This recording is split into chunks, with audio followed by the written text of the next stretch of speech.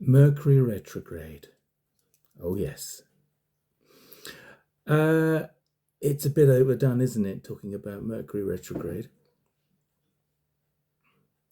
But I have to say, this one's been an absolute humdinger for me. Ill health, poorly car, and speaking of transport, my new passport has been lost in the post for 3 weeks now. In fact, since the beginning of Mercury retrograde. A sick cat, a sick garden because of no water, but that's nothing to do with Mercury. Anyway, the list goes on. I don't want to bore you, but yeah, it's I'm looking forward to the end of the week when it's over. And hopefully my health gets better. Anyway, I'm not here to moan. Well, I am, but no, I'm not here to moan.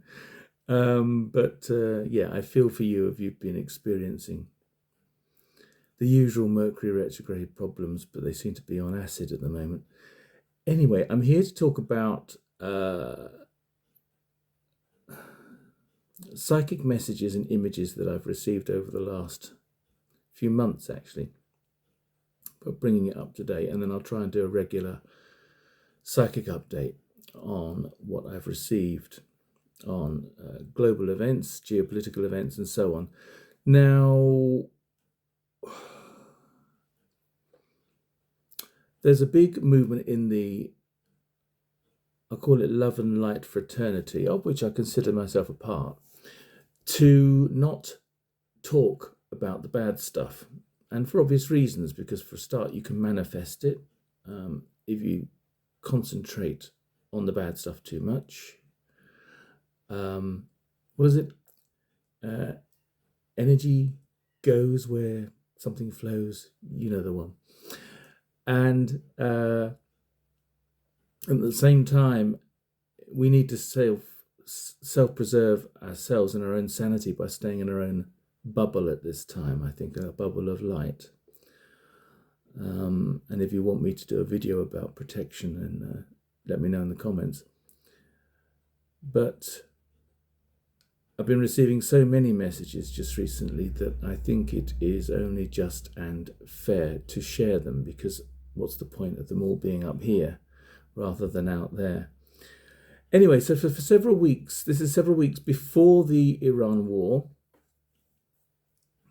I saw in my third eye, mind's eye, every time I connected to spirit in meditation, the very first image I got was of the now late Ayatollah. And I could tell you, when you go to meditate, that's probably one of the few people you don't really want to be seeing. I don't know anything about the man personally, but certainly when he came through at the beginning of a meditation, it was definitely a warning. And here we are. 3 weeks before the war started, I came out of a meditation, and it's usually those, and pay attention to this when you do your own meditations or dreams actually, it's usually, I believe, as you're coming out of meditation back into the grounded physical world, excuse the lighting's getting a bit strange, we've got strange weather here, that you will see certain images or hear words that do not apply to your regular thinking. And so I saw, as I came out of this meditation, a cityscape. It was a concrete wall, not pleasant, sort of an underpass, underground, the sort of area that gets heavy graffiti in many cities. And this was no exception. And sprayed in 3-foot high letter, 4-foot high letter words on the wall was spray painted the word Iran. And I knew there and then that it meant something important. And then there was a space, and then there was another longer word beginning with M-A-N. And I took this, because I'm English, to refer to Manchester. However, since then, I've revised this to Manhattan. And then the war came. Around that time, I was also getting messages about Japan. Come back to that later. And a tower block. a tower. And maybe this is it. I understand that there's a tower in Manhattan that has started to collapse. They were doing restoration work on it, and they were adding floors, I think, to the top. And the weight was too much for the structure to bear, and it started to collapse, and it's now propped up. I have no idea what's going on with that, because I live in Central Europe, and getting access to news about Manhattan is few and far between. So maybe that's the tower block.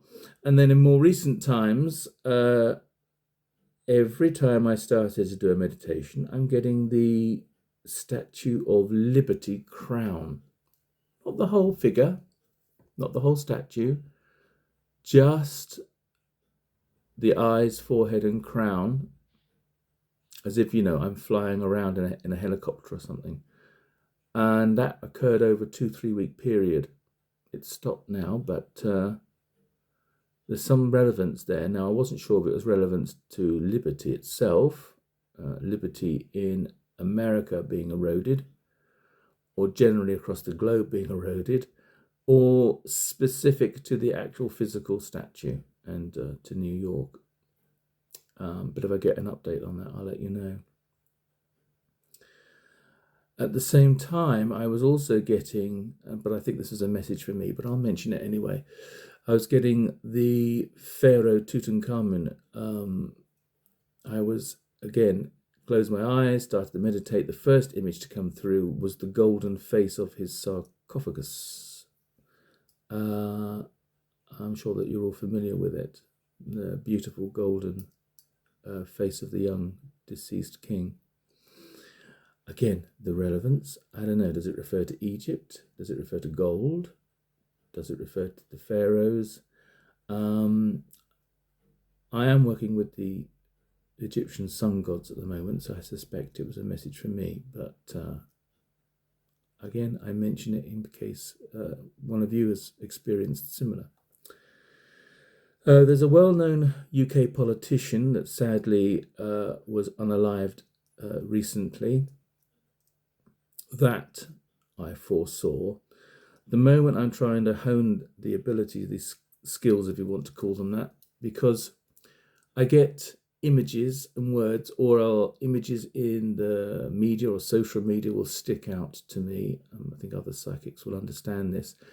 I explain it as like you're walking through a doorway and your sleeve catches on the door handle, and you're suddenly yanked back. And that's, if you get this, you think you're psychic and you get this, pay attention to those moments when something really catches your eye but you're not sure why. It's probably spirit trying to get a message to you. So her and her sad demise, and the square in Winchester, Hampshire, UK. It's an area I'm very familiar with because my grandmother lived in Winchester for many years and my mother came from there. And so I'd be there most weekends back in the 1990s. And again, I kept seeing images online as well as in my mind's eye of the square in Winchester. And very sadly, it seems that there was an arson event there in recent days, and there's a lot of damage done to some historic buildings. So that's very sad because I know that area well and I do love that. I love that area, I love that city, and it has many fond memories. Then vampires. I have no idea why vampires kept coming in. It was only for a brief 2-3 day period of meditation, tacked right on the end, vampires. Then it could be to do with energy vampires, of course, and to up protection. So if you're experiencing during this Mercury retrograde a draining of energy, inexplicable lack of energy, perhaps you're eating well, you're healthy, you're not stressed, but suddenly you feel stressed or you feel drained or exhausted. It could be the planetary activity. There's a lot of sunspot activity at the moment, and I would recommend, if you're interested in that, I would recommend videos by Stefan Burns, Stefan Burns, as it sounds. He's very much an expert on the planets and the sun, and also geology and its the sunspot activity, its link to earthquake activity on the planet. So I'd heartily recommend you watch that, because it's actually, what sounds like a dry subject is actually quite interesting. And that leads me on to Japan, which I mentioned earlier.